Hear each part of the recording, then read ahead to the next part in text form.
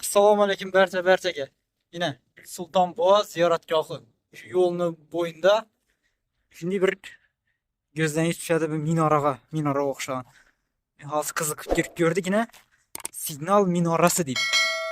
Sulton Veys bobo davlat muhofazasiga olingan 12, 14, 16, 19 asrlarga oid.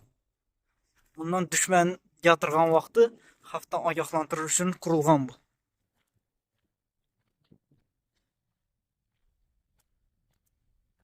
Yine dosh bilan zatib chiqqanlar.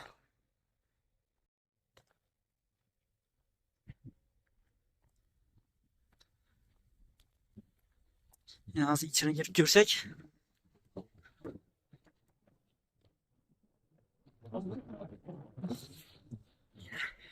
Bismillah. Yani şimdi evvel şu yukarı çıkınca zinesi ya bir nersesi boğan.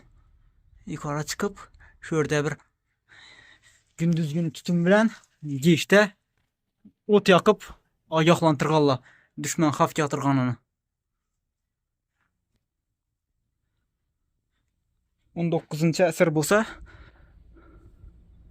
1800 yillargacha şöyle ishlab turgan.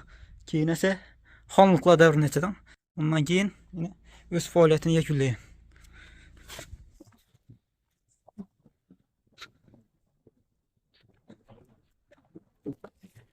Eğer bana qiziqqanlar bo'lsa, yo'llarimiz tushsa shundan bir girib o'tsanglar bo'ladi.